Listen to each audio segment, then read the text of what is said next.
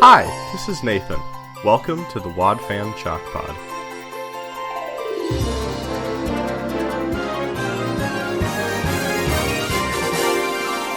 Oh, hi there. Welcome to the pod. I'm Dylan James Weaver, but most folks around here just call me Dylan. Why don't you get the whole family together and join us for another exciting episode of the Wad Fam Chalk Pod. This is really not relevant, but I need to tell someone. Okay. So, there's an episode called Silent Night. Yeah. We get to hear from Jana at multiple ages during that episode. At one of the ages, she's voiced by Ariel Winter. Ariel Winter from Modern Family. What? Wait a hot minute. Yo, which granddaughter is hot? Holy... No, that's his daughter.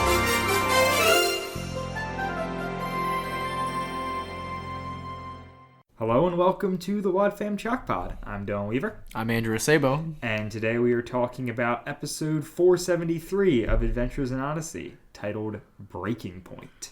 Yes, sir. It was really good. So this is the last episode on the album Danger Signals, which came out in 2001. Thoughts? I'm glad we're done with this album. Yeah, I guess.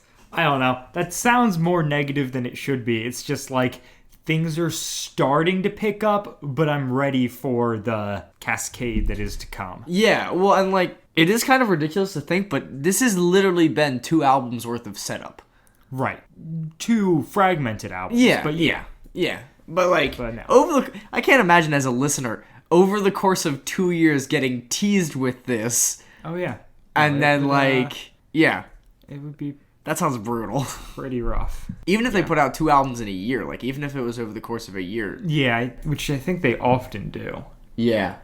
Obviously, because it hasn't been going on for 40 years or whatever. Yeah. How many albums? So many. Yeah. Sweet yeah, Lord. we're probably So in the many. 60s now, right? I don't know. I remember album 50 coming out and that being a big that, deal. that was a big deal, yeah. Yeah, and I remember the 25th anniversary and all that, so... Yeah, I think it's about 2 a year. That seems about fair. So anyway, so the episode starts with Whit and Nick meeting and talking about the work schedule, and so Whit is stretched super thin in between the Connellsville shop and everything he's doing there, and with Whit's End, and so Nick, there's some like gaps in the scheduling, and so Nick comes to Whit to talk to him about it. In like another very like Adventures in Odyssey does sitcom conventions, like Whit's being pulled from all sides and like has to make sacrifices and all this stuff. But it's it does feel like kind of like a sitcom-y episode in that way, and then it just kind of follows like a very, I mean, cliche in a nice way, but a cliche storyline. Right, in that every time like that Whit constantly has to run out on his obligations because of unforeseen circumstances and that sort of thing. Yeah. Which I guess is like, even if it is like 90s tropey sitcom, that would only have been a couple years old at this point. Right. You know, I don't think it's bad that they do it. It's just an observation. Yeah, for sure. The thing we didn't hit on there is the teaser. Okay. That it opens on is super similar to our Tom Riley one from ages ago, where it's just like a bunch of clips that don't connect at all and a bunch of Whit just saying no. Yep. And so that no that made me that took me back to that. Do you have a bucket on your head? No. Yeah. So and then we get Eugene is brought up briefly in the dialogue because they're talking about how short-staffed everybody is, and Whit asks about Eugene, and Nick's like, well, he like hardly ever works here anymore. Nick says, Eugene who? Oh, and yeah. I'm like, yeah, you're right. Who again? He's been mentioned like twice.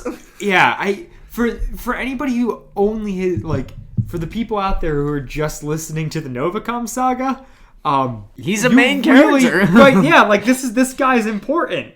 He just, we really don't get him. Yeah, and then Nick follows by saying, what, is he Union? There it is. You got that quote as well. The same thing down. And I was like, because wow. I was like, first off, union joke. Thanks, focused on the family. Thanks, guys. Second off, how old is Nick again? Yeah. He's like just out of high school or something, right? Yeah. Why is he making a union joke? Yeah, well, and his delivery is super like 80s stand-up comedy. The guy never works anymore. What is he? Union? And the deal with airlines. You laugh track. Yeah. Yeah. Oh my gosh. Yeah, and then he says so he can't go to he can't be at work because he's got band practice. Yep. And the band is 10W40. Yep. Which is the name of the garage or the. He said we came up with the name in the garage, and I think it's supposed to be a WD-40. That's what I was thinking. Yeah. But yeah. In this band, he plays quote just the tambourine, but I'm learning the guitar. Oh, Nick. What a glorious character. Yeah. So he's being stretched thin because he's got band practice. Eugene is who knows what. Jack's busy at the antique store, and it's interesting they brought that up. I mean, I guess you got to cover all their bases. Yeah. But we really haven't seen Jack work at wit's end. No. At all. That being said, we are skipping some episodes album-wise, so it very well could be happening just in episodes we're not listening to. Yeah. Well, and I feel like he has in the past, too. Oh, yeah, no. He's definitely... Sure. Well, because he was in the time after Wit 1 died. Yeah. He took over with... he and Jason ran everything. That was great. Until they cast Wit 2. Hey, Wit 2. Favorite Wit. My Best Wit. Yeah. Do I get to say it? I want you to. All right. So as we're running through all of our people, he's like, "Hey, what about Wooten? Wooten, my favorite character. I love Wooten. Can we have Wooten fill in for? He's great with the kids." And then Wit says, "I don't know. He's a mailman." Like what? Not a mailman. He's our mailman. Yeah. We don't want this conflict of interest of him being our mailman and working at our store. We try and keep the mail and work separate. Yeah. I don't understand. More on that later when Wit receives personal mail at Wit's End. Which is also not, Whatever. Wit is kind of like, yeah, I guess we could do that. And Nick's like, look, you don't have much of a choice. And Wit's like, sure, let's do it. And so this is Wooten's second episode. Yeah. The previous episode is entitled Welcoming Wooten. Yeah, what a great episode. I love that episode. So he's the man-child mailman. He's so good. Who, he is he doesn't have a lot to do in this series, but he becomes a major player in the future, and a real main character, gets a lot of plots. So. Yeah, he gets pretty, for being like a fairly late add to the show, he gets very much deeply ingrained in like the universe and then stays there. Right, he becomes one of their go-to townies in the same way that they have Bernard. Yeah. They don't really... Yeah, and he doesn't age out or anything like that. Right. I'm pretty sure a lot of them, Jack and Joanne, they obviously go off and they move. Right, and all of the kids, we kind of get different generations of the kids kind of disappearing, and then we get new kids. But Wooten is still in episodes that are airing now, new episodes. He's still around for. Yeah, which is. My goodness, he's been working with it for 20 years. Yep. Well, not 20, but something close. Almost 20. Good old Mr. Jess Harnell. Got him. So then Wit goes to the shop in Connellsville and is hanging out with Mary, and by that I mean they're going over plans and stuff. Yep. He's busy. And then Mary starts telling him about Barry. What a mysterious man who is somehow good at everything. Oh, yeah. I was tempted to write down the list of things he was good at, and then I was like, that would take so long. It's not worth it. It's just a joke. It's so long. Also, he's a Renaissance man. Yeah. So Barry can do everything. Basically. He says... He ends his whole rattling list off of things by saying he's taking up surfing. Yeah. Which we later find out that this guy, like, is on the move a lot, but at the time I was like, but where? Yeah, where are you surfing? Maybe it's at Old West Fun World. Maybe they've got a really good like faux wave pool. Yeah, wave pool. Yeah, they have one of those at Hershey Park. I wouldn't put it past them. Just a note. So the scene where they're talking, Mary introduces Barry to Whit, and they like have this like awkward conversation, and then Whit and Mary go off. And, like, the sound engineering was really, really excellently done in that, like, you kind of get the sense, like, you can really clearly picture them walking away and Barry talking at them, but, like, at their backs. Right. Yes. Yeah, but, like, you get it translates very well to, like, television, like, picturing of that. Yep. Like, you can totally imagine the shot of, like, so you can see their faces and you can kind of see Barry's face behind theirs, like, in the distance, and you can hear the shoes and everything. It was just, like... The show itself is fantastic in that regard, but like that was one of the moments where I was like, "Wow, that's very impressive." Yeah, no, this was very good. There's a spot later I want to talk about where I think like maybe the sound engineering didn't quite work for me. Yeah. For maybe the first time, but yeah, we'll get there. So the whole reason our good buddy Barry is here is because Mary. Okay, because. In all of Whit's being stretched thin and whatnot, the thing that he's the furthest behind on is putting together the Imagination Station at Whit's End in Connellsville. Mm-hmm. And so Mary's whole idea is, hey, Barry is a genius. He'll do this. She like is listing off all this. She's like, oh yeah, he should be able to help without the Imagination Station. He's set up computers for me before. And I'm like, computers? The Imagination Station? These aren't really the same, are they? I was gonna say. Like, the Imagination Station is a computer, but to call them the same thing is a stretch. That's like, it's like, putting tomatoes in fruit salad situation there. Yeah. It's like, dang, you're kind of the same, but no, not really. Yep. In addition, he throws onto his resume that he is great at canasta. Yeah, and that he ask Whit if he needs his pants hemmed. He does ask Whit, and he's a hairstylist. Yep. And yeah. Which is like, it's all jokey, but it's also like, wow. Okay. All right, focus on the family. That's all right. Yeah. They have VR. He's talking about his experience with VR. Yeah. Either he says or Mary says that he has done extensive work with virtual reality. It's 2001! Yeah. No. Like, I understand that the Imagination Station is, like, a one, like, very, like, exclusive, immersive thing, and, like, I'm okay with that existing because Whit is God and can somehow create VR in 2001. Yeah. Oh, but he creates it in, like, 85. Yeah. But... It's Barry? Really just there as a plot device to be like, oh, we can have kids go back to Bible stories. Yeah. But, like, also this in that... It is the definition of a Deus Ex Machina. It is a machine from the god. Singular. Wit. Focus on the family.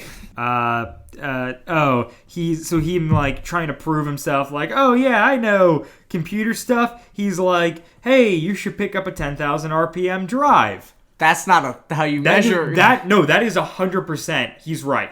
Okay, that's a great point. The next thing he says is he's like, you should pick up a 10,000 drive. A Mega Millennium drive would really help you. Which, like, yes, a Mega Millennium would be 10,000, but there's no such, like, that's not a phrase that you use. That's just like, it's the thing they do with Eugene a lot in this show, where they're just like, we'll make him talk more ridiculous, except this guy doesn't do it as cool. It's also like the same thing they do in Big Bang Theory, where it's just like, I mean, that's like actually true, but you're wrong. Yeah. Like, yes, Mega Millennium is 10,000. No, we don't refer to 10,000 RPM hard drives as Mega Millennium drives. Well, and the thing is, like, they just kind of thrive on the fact that even if they know that they're not right, they also know that their audience is not right. So, there it is. And so, and then Whit gets a phone call from Nick back at the store. Stuff's happening. And before that, though... Oh. because we actually cut, like, it's not Whit picking up the phone that we hear. We cut to Nick. Yeah. In the store on, I get that it's comedy, but on the worst designed phone menu of all time. He's on a phone and it's giving him like the prompts on like what to do. And it says, quote, "To receive information about one of our products, press 1. To receive one of our informational products, press 2. To inform us that you have not received one of our products, press 3. To be better informed and or receive and or produce one of our productive and or informational products, press 5 and or 6. To speak to someone in English, press 7. Yeah. To be better informed and or receive and or produce one of our productive and or... What? If you would like to produce one of our productive products, press 5 and or 6. It's like, I get that it's a joke. I get that this episode is very sitcom-y, and that that's the kind of thing that would happen on a sitcom. But wow. Wow. It does get to a point, and it's also a worn out joke. It's a joke that everyone's made. I don't know. Yeah, well, and it's just, and we've kind of come to this where it's like Odyssey has a lot of tropes in it, and some of the tropes are good, and some of the tropes are less good, distracting. Yeah, and like, and this would be an example of it being like, it doesn't, it could be much better, and you could keep the same trope, and it could just be done better. Yeah, and so there's all these kids, and it's just Nick, and is the Little League baseball team now? There's a couple things. I have intense notes about this segment. Yeah, please go because the logic is bad. Breaks down fast. So, first off, Wits End does birthday parties and daycare. This is a thing we didn't know. Yeah. Now we knew. Birthday parties makes sense. Yeah.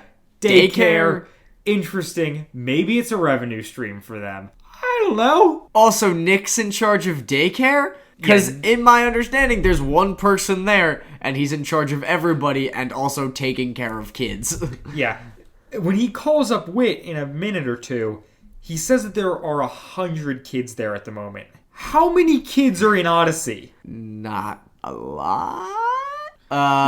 But realistically, if we're talking like elementary school age people that would be interested in Wits End, there's probably less than 1,200. Yeah, I don't know. It's just the idea of 100 kids at Wits End is... Yeah, but can you imagine 100 elementary school kids in a business, presumably alone, like without parent supervision?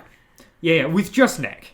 And assumedly if there's daycare, there's adults there and birthday parties at adults. And the Little League team, which I'll get to in a minute because I have other notes. Which is, oh my gosh. So, note 2. Okay, so first note is that there's birthday parties and daycare. Note 2 is that it's got to be summer because they say there's a birthday party of 5-year-olds. Yeah. That there's a daycare of 6-year-olds, which I was like, how many daycares are that specific that you only have kids of one age? Mm-hmm. Same thing with birthday parties, same thing with Little League, whatever. It's a joke. So 6-year-olds all would have to be in school. Yes. So this has got to be over the summer. Yes. Which kind of lines up because the next thing is that the Little League championships, which just is happened. All 7-year-olds, they win, they come in to get ice cream. So this means that the Little League championships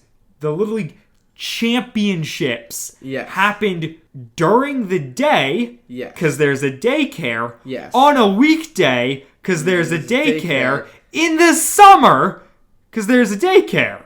Yeah. What Little League championship is just happening on a weekday? And that, like, I get that it's a Little League and it doesn't really matter, but you'd think maybe you do that on a Saturday so that the kids' parents can come watch the game. Maybe. Clearly this coach is not with it because he busts in and yells, "Free ice cream for everybody!" And Like, I'm just imagining him, like, picking up his first baseman and, like, throwing him up in the air, and, like, everybody's jumping around, holding their bats above their heads and everything. Like, what is happening? I get it, it's a joke, but, like, also, what? This is Little League. Yeah. Yep. Yeah. Yeah. That's where I'm at, too. It breaks down. Yeah. And there's vegetable oil on the train tracks, and lots of things. And so... That's a great idea. The vegetable oil on the train tracks is... Yeah. Top notch. I have less notes than you, so if you have anything you want to say before we I'm trying to think. Oh, so this is when Nick... Well, we cut to Whit talking with Mary. They're at the Whit's End in Connellsville. Whit says they're looking at the freezer. Mm-hmm. And Whit says, the freezer's a bit small. And then Mary says, no, that's the biggest one in Connellsville. The biggest freezer in Connellsville, guys! I'm just imagining a county fair, like, when they size up, like, the biggest cows. It's just, like, freezers with ribbons on them. Yeah. This is the... He's in, finest like, one. yeah, he's got to be in, like, the Odyssey Book of World Records or something. I don't know, like... Again, and it's just, like, this piece of dialogue that... Why? Right, like, how big is the freezer in Whit's End? And also, like, couldn't you just say, it's the biggest one I could find? Right, it's the biggest one I can find, but also, like, what is this... Like, what is Whit's End that it needs a freezer that's bigger than a grocery store? Yeah. Yeah. A butcher shop? Yeah. Like, all these places that have to have massive walk-in freezers. How much ice cream is Whit storing? Not a lot, because remember, it goes bad in a week. We've established this. We've established this. My question is, what is he freezing? It's... The biggest... I don't know. Connellsville. The biggest freezer in maybe Connellsville is just a lot smaller than we thought. Yeah. It just happens to have, gangs. I guess. That's Oswald Heights. The Brooklyn of Connellsville. Odyssey. It's fun. Just don't fact check it. Yeah, you just really don't. Like most of these sort of things, it breaks down under close examination. Yeah. The economies of most TV show towns don't work. No. I'm looking at you, Gilmore Girls. Yeah, that one's real bad. That one's very, very, very bad. Because they're trying to do the same thing of like, hey, we're a small town, but also movie stars come here. And it's like... Yeah. Okay. And like also I run a very, very ritzy bed and breakfast for the middle class people that work here. For famous writers. Yeah. Yeah. So, and correct me if I'm skipping anything, but so Whit gets a call from Nick. Yep. And Nick has a bucket on his head, as aforementioned in the teaser. Yep. And so there's a bit of a panic, and Whit freaks out and is like, okay, well, I've got to go back and help him. And so he leaves Mary and goes back, and then it cuts to them at the end of the day, right? Am I forgetting something? I'm trying to think. So we go back to their... Yeah. You're good.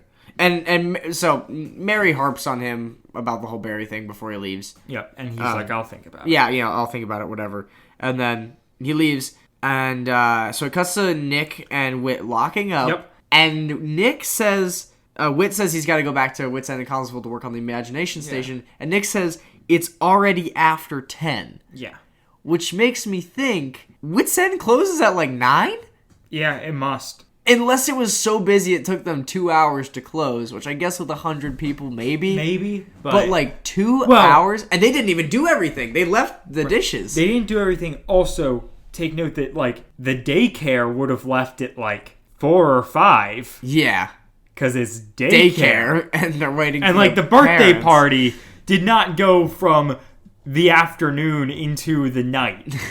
Like it's a rager at Whit's End. Yeah. These 5-year-olds are just partying hard. Yeah, they're pre-gaming. 1 root beer float before they go. Oh my gosh. Yeah, so they're closing down, and this is the first time that I couldn't picture what was happening in my head since we started this series. Yeah. And it was Nick and Whit leaving the building sounded as if people were entering the building. Yeah, they're like keys jangling and yeah. Like we didn't hear their footsteps well enough. I don't know what it was about it, but it sounded like Whit and Nick were standing there talking and someone was entering the building. Mm-hmm. And then I realized that they were outside in the parking lot. And my brain was like, tell. Well, yeah, you're like, oh, and I was well, like, now we're here okay. Now I understand what just happened. But it was like, that's really interesting because I've never had that much of a disconnect. Yeah, as to what's happening and like how you can picture it in your head. Yeah, I had the same thing, especially because it cuts from them being like, oh, don't do those dishes, leave them in the sink, like clearly still in the building, and then like keys jangling, and then they're in the parking lot. Right. Wait, what? Like, okay. And like, yeah, there's not enough clues in between the two events. But yeah, so the next part here is Whit then meeting again with Mary. Mm-hmm. And this is when he finally caves and decides to let Barry help out with the imagination station. Mm-hmm. Before that, though, he says, well, I just have a bunch of questions this brings up. Yeah. 1, who set this deadline for them opening? Why is this a fixed thing that seemingly no one has any control over? Yeah. Also, why can't Whit hire help for Whit's End in Odyssey? Yeah. He seems to be convinced that things are crazy right now, but they'll die down. But that doesn't... Yeah, he literally is doubling his workload. Right. Like, yeah. And, yeah, I don't know why there's no one who he can get to help out with this. We know a bunch of people around Odyssey, and it seems crazy, like, especially considering the last episode and just like how full the world felt. Yeah. For this one, which doesn't feel like it's a small world or anything, but we suddenly get like this very isolated view. Whit's got no, and like I get things are busy at the Timothy Center, and Nick's in a band now, and Connie's, because Timothy Center knocks out the Shepherds and Connie and Tom.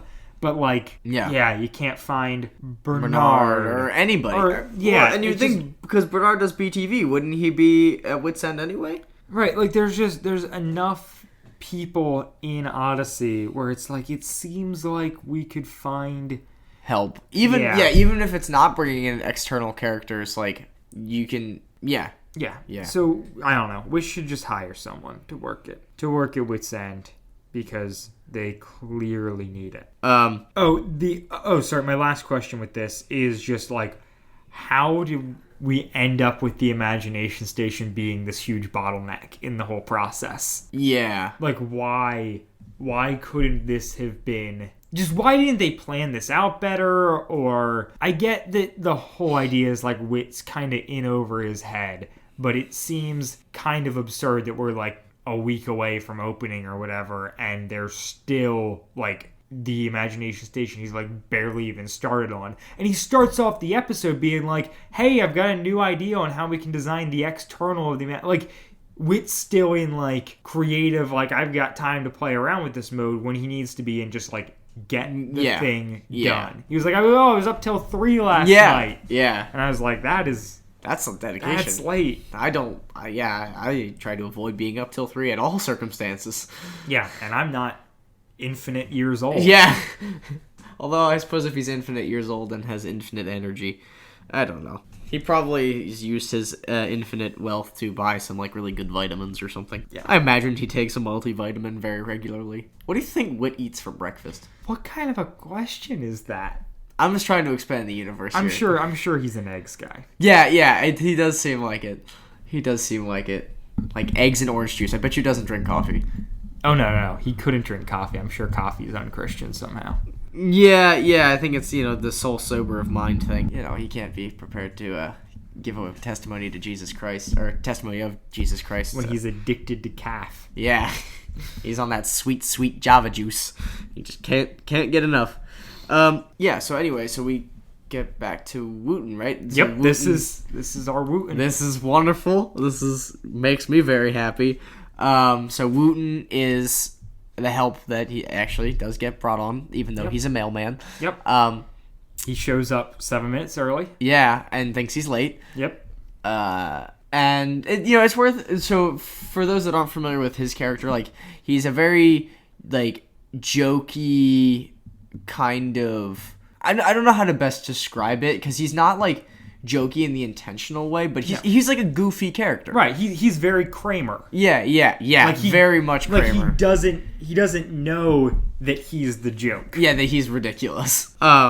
But like he's incredibly lovable in that way. Yeah. And so he's left in charge, and things go south, and Alex gets stuck in the imagination station. Yep. Which sounds like it's a bomb that's going to go off. And, like, this is, like, the sound engineering being, like, good and also kind of ridiculous. And that, like, it does sound like he's getting mauled by something. Whether that's, like, machine parts or, like, the fragmented remains of Dr. Blackguard or whatever.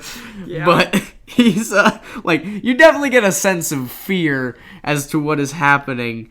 And so he throws a papier-mâché rock at it, but he doesn't know it's papier-mâché to try and break it. Yep. And then he breaks it with a fire extinguisher. Yep. And then Alex comes out, Calix comes out, all in a daze, and is freaking out.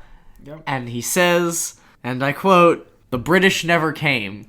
The Paul Revere program stopped working." His horse was going backwards. Yep, and the British never came. Which, again, it's like this jokey thing, but, like, you look at it at all, and you're like, wow, you were very worked up about. Yeah, and his dad kind of hits on that later, where he's like, he gets claustrophobic quick, and I was like, interesting. I didn't know the imagination station was a place you could get claustrophobic.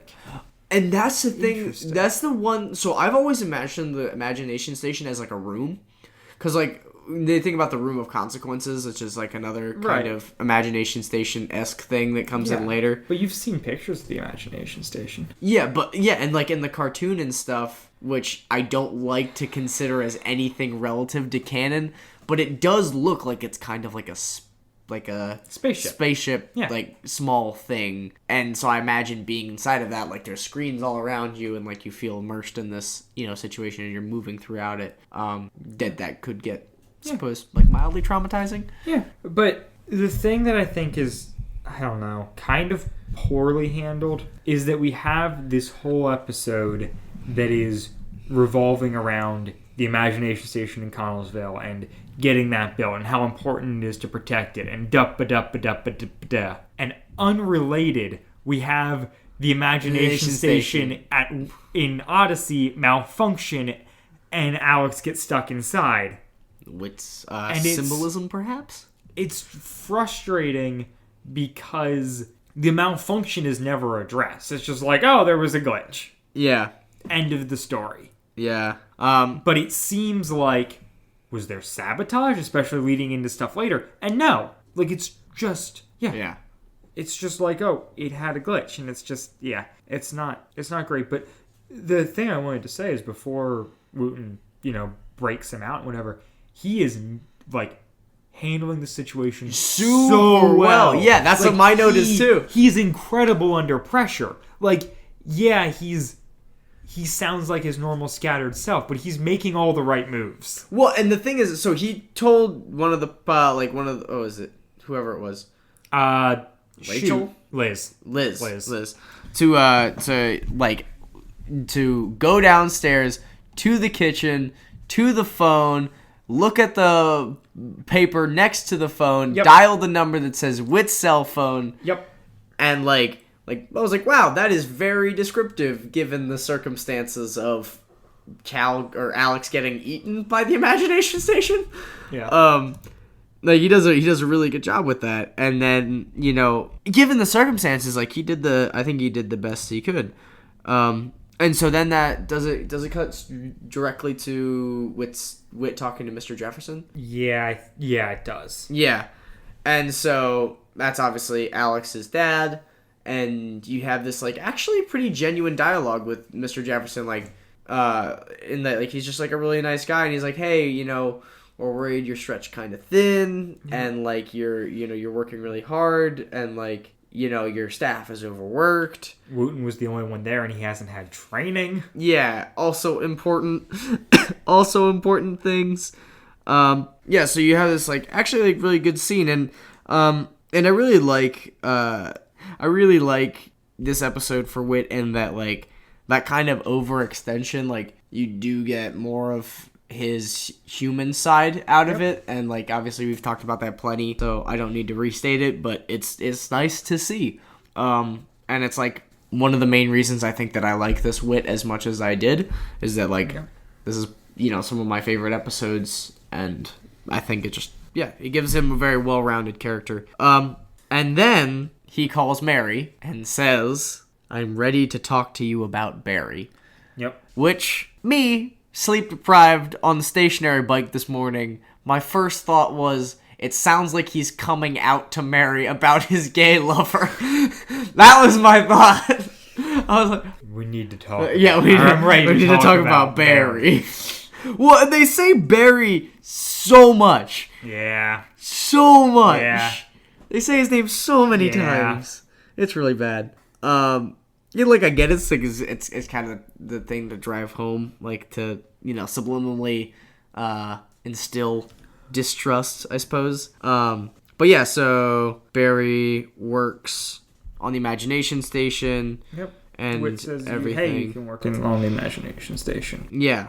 The Connellsville one, not the Wits End one. The one that isn't built, not the one that's built and not working. The one with the broken window. And Paul Revere going in reverse. Why does the Imagination Station have a window? I don't understand. It's always pictured with a window. It is. I don't know why. I guess maybe. I don't know. Because I guess it's boring to draw a metal disc or whatever. Like, not very interesting to look at. Yeah. Okay, so then we're at Wit's End, and it's Whit, and it's Nick, and Wooten walks in. And so they're just sitting there, talking, whatever. Wooten talks about his turtle dream. His butter turtle dream. Yes. Not as in they're made of butter, as in they're turtles with butterfly wings. And they can't fly because turtles are kind of heavy. Right. This is very normal dialogue for Wooten. Not bullets with butterfly wings. Turtles with butterfly. That's a joke just for the Andrew Sabos. Thanks, buddy. Please continue. The world is a vampire. I haven't thought about that in a while. That was a top-notch reference. Thank you, sir. Anyway, so Wooten's having this dream where he ruins everything, and Whit has to talk him down and be like, you did great. Yeah. It's my fault for not training you, which is valid. And basically the kids love you. And they've been asking about him. If you want to do this again, we'll give you proper training. Which gives me 2 questions. 1, is Wooten getting paid? Presumably. Really? Is that presumed? I don't think it's presumed, Andrew. Well, if they're planning out shifts... Yeah, but, like, obviously, Nick and Connie get paid. I bet you... doesn't really work these days. Does Jack get paid? No. Right? No, I don't think Jack gets paid. Does Wooten get paid? Here's my thought. My guess is that Whit offers him money and Wooten says no. That's my guess. Either that or Whit plays a frugal guy and just assumes that Wooten is volunteering and never offers to pay him. Right. That's what I'm more likely. Yeah. I think Whit's just kind of like, oh yeah, he likes free labor. The kids. He's a mailman? Yeah, sure. He'll work for us for nothing. Yep. We don't have to hire someone. We don't have to pay people for their exchanges of goods and services. Also, weird throwaway whatever, who cares, but Wooten comes in and hands Whit a letter. Yeah. Once again, Whit's receiving personal mail at work. At Wit's End. And says, it's from your granddaughter, who so this has to be Jana's daughter, yes. Jenny. Because it's Jenny and Morty. Yeah. Are Jana's kids, who's Jana's Whit's daughter, who's kind of estranged. Yeah. She is on album 7 for 4 episodes, and that's it. Yep. We never hear her again in the rest of the series. It's such a weird choice to do this here, and I had this thought that I was like, oh, they were really clever giving Whit one granddaughter and one grandson, so anytime they can use those words and they don't have consequences. Yeah. You don't have to say my grandson, blah, or my granddaughter, blah. You can just say, yeah, my granddaughter, my grandson. They're there. They exist. They write to me, apparently, even though, like, she's got to be in college. Yeah. At least. At least in college, because when she was in, like, middle school. Right. Yeah. Yeah. Huh. Yeah. All right. I'm just, like, of all the things that this show is, like, we like, constantly are building out the world. Yeah. And all of this. You just get stuff like this where you're like, why is Whit's granddaughter not a character? And why is it relevant? Like, it could have been from literally anybody. Yeah. Or just, you received a letter. Yeah. Also, why is he getting him at work? Yeah. I don't know. Whit lives at Whit's End, except that he doesn't because we saw his house last episode. Yeah, which is a mansion. My other big question about Wooten being there and whatever else is just like, what is Wooten's age? I feel like I would pay legit money for just like an Adventures in Odyssey timeline. Where I could be like, here are the ages these characters are in these episodes. It would be so nice because I'm constantly just like, they're ambiguous, not kid, not parent. I don't know. Yeah, they're the ambiguous, not. Yeah, they're just ambiguous adult/young adults. So he's like, in my head, he's like 30s. Late 20s, 30s, somewhere in there. Yeah. Like, he's definitely older than Connie. Yeah. Is he older than Eugene? My guess is I think he's probably in his late, I think mid to late 20s is probably the safest bet I can guess. Yeah. Because my guess is he was born, and this is very much grasping at straws, but based on his love for comic books and the comic book explosion in the 80s, my guess is that he was born in the 70s. And since my dad was born in the 60s and now he's 50, in 2001, that's the rabbit trail my brain just went down to figure out how old Wooten it is. Okay. So it's, I don't know, late 20s, early 30s, somewhere in there. He's an adult with a childish sense of everything? Yeah. Yep. Yeah, and then but like, yeah, oh my gosh, though, he's great. Yeah. He's such a great character, and like, I'm just thinking there are those people that you meet like in real life and you're like, are you on drugs or is this just you? Like, I don't know what to think here. I don't know if things are going to get better if you come down or worse. Yeah. I don't know. And so Barry leaves abruptly, and Whit goes to Connellsville. Whit's End, talks to Mary. He's like, "How's the imagination station coming?" She's like, "Oh, he finished it, and he's gone." That's not suspicious. No, not at all. Which, and again, so in Mary's defense, she does clarify later that she's known him for a while. Yeah, which is cool. She but says also, it early like, on too. She's like, when she's introducing him, she says, "Yeah, I've known him for a while." And he's helped me in the past too. But yeah, so, and then Whit goes to look at the imagination station, and a bunch of the stuff is missing, and so basically Barry stole a bunch of stuff and left. All the insides are gone. Yeah. Whit calls a cop in. The cop's like, surprisingly, it's a different cop than we've gotten the last couple times, which I thought was interesting. Yeah, it is, actually. And then the cop's just kind of like, yeah, that's one of it. Like, we found out he's got a bunch of aliases, and he's got a history with corporate espionage. To which Mary goes, "What's that?" In the most cheesy expositional dialogue thing I can think. Corporate espionage. Yeah. Here's Margot Robbie in a bathtub to explain corporate espionage. Just imagining Chris in my head just being like, and this is corporate espionage. Did you get that reference? Yeah, Margot Robbie in a bathtub? It's The Big Short? Yeah, where they do the cutaway for her to explain something financial. I don't know. I have mixed feelings on that movie, but that's besides the point. No, I saw it. I saw that bit in like a YouTube video on something. Gotcha. Anyways, so yeah, she just kind of expositions through what corporate espionage is. And then Whit goes, "It's a good thing he didn't get everything." Yep. And this is where it's like Whit being immediately suspicious when he's like, how did he finish it? Is it working? It's like, because it couldn't have. Yeah. Which I was like, oh yeah, fair enough. Whatever. I do kind of hate that he was right, though. Yeah. That he finally caves in and lets someone help, and they screw him over. Yep. Why couldn't... But because he was smarter than them and wasn't completely open. Right, I don't care that he was smarter than them. I'm just like, why couldn't we just be like... And Whit learns to accept help, and it's good. Yep. The end! Nope, you can't. It's physically impossible. Men don't accept help. Yeah. Whit. Yeah, oh my gosh. And then Barry meets Mysterious Man in the airport, and he tells him to go on vacation for 1 to 2 years. Yep. And then he says, but I've got family in Oregon! Yeah. Which... I'm presuming he doesn't have, like, a wife and kids, because the next thing he says is that he told his mother. Yeah. Which I thought was kind of funny. Yep.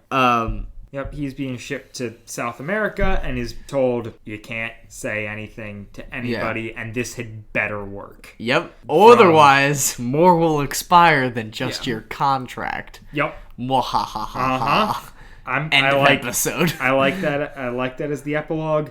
I think that Jess Harnell does a very good not Wooten. Yeah. As Evil Man, unnamed bad guy. I did not know, but that's impressive. Yeah. No, I didn't either until I was looking through the credits, because I haven't listened to this since I was a child, and I was like, oh, so and so. Yeah. Is also. Yeah, it's also so and so. Yeah, and then so the moral in this one is that you have to give 100% to everything, right? Yeah. That's the moral that we get from this.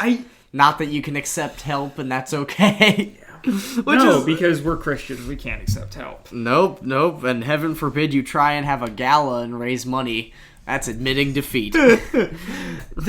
The thing I realized during this one of Chris's wrap-ups is I could write Chris's wrap-ups. They are the most general, surface-level, grasping at straw, just like random It's conclusion. Gotta be just something. Like, I think there are episodes that have good morals, but these ones are just like, we have a plot, and we need to have a moral, and I don't know, here it is, and there's a verse that goes along with this, have a good one. Write to us. Yeah. Like 80995. Yep. And when you do, be sure Fox 9800 Vancouver, BC V6B 4G3. And when you do, be sure to let us or ask about how you can get a copy of today's episode. It's called Da Da Da Da. Oh my gosh. Yeah, and the thing is, some of them are actually good in that they don't try and superimpose a moral. Sometimes they're just like, what's happening next? Yeah, it's like, what happening next? And like, well, how do you think Whit's gonna handle this? And like, well, he must have been feeling like this. And you're like, well, yeah, you're right. Like, this is actually good. You're building suspense. You're drawing the reader in, like, or listener in, and you're like engaging it on a deeper level. Like, okay, cool. Yep. But then there's ones like this where it just feels super shoehorned and super frustrating. Yeah. It's a little rough. Closing thoughts on the episode? I liked it more or less. I like the characters in it. I think that it's advancing the plot in a great way. We're still like seeing stuff come together, and it is like, I was thinking about it this time, is trying to like put myself in the shoes of the guy who's listening to this as it's coming out, where there are a bunch of different episodes in it, and we don't know what all of this is building to. Yeah. We don't know how all of these things tie in together, because honestly, like the first episode we listened to about them putting a tower on Tom's land has nothing to do with this episode about the Imagination Station getting stolen.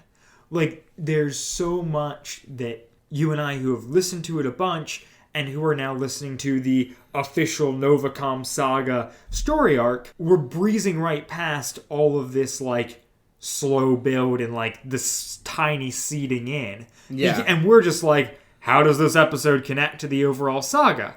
Which I think is a good way for what we're doing, but it's just interesting to think about how it would have been received at the time. Well, and I think part of what made it so good, and especially for when it came out, is like it is very well self-contained, but because it takes so long to be established, it is almost like they're slowly stitching it into the universe and like planting these seeds, and then when stuff actually starts happening, like you start to feel the gravity more rather than if it had been superimposed on you right away and you're just like, well, what's happening? You know, like there's a lot more.